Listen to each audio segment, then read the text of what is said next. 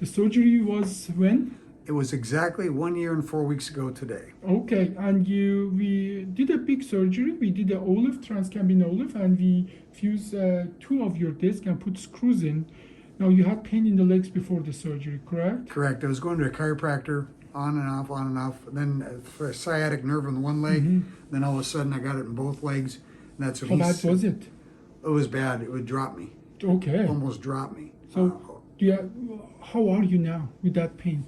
Like I told you after the surgery when you came in and filmed me a year ago and 4 weeks ago, as soon as the anesthesia wore off, the pain was gone. Yeah, your surgery was less than an hour, and you know that 1 hour less than an hour surgery made that leg pain go away, and that pain has stayed away. Oh yeah, it's not returned. Yeah, good. Now, how are you otherwise? I mean, how is the life and daily activity otherwise?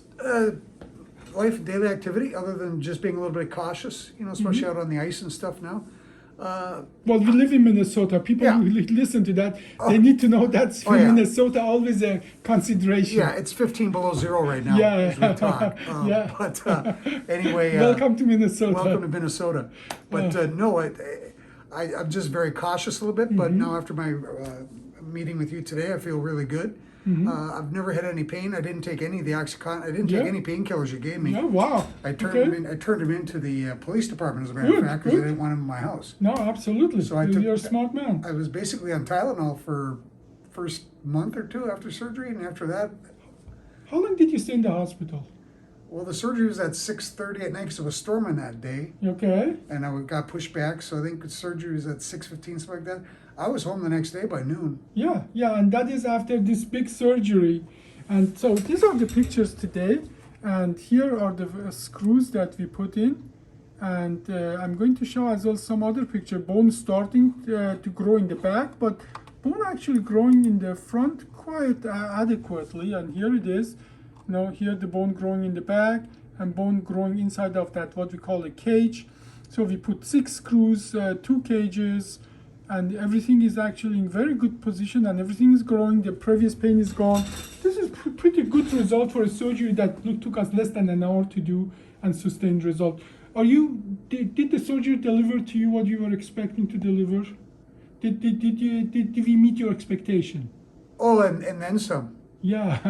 And then some. I figured I'd always have pain in my legs a little bit. Yeah. But a year and 4 weeks later, it still hasn't returned. Now, there are 2 things that we need to actually discuss as well here, is that this is the result of the surgery we delivered. Thanks God you never got the other surgery, the open old-fashioned surgery.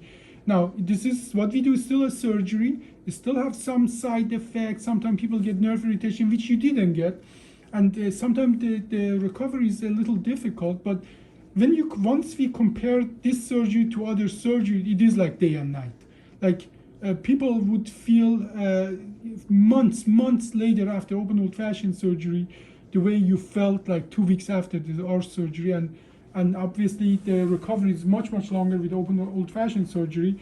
But again, you didn't get the other surgery, but my colleagues or people who have done other surgery, they know what that means, that not even really using the narcotic after the surgery, being home next day, or our surgery taking only 55 minutes and with 2 ounces of blood loss. So these all put you on a better path to recovery.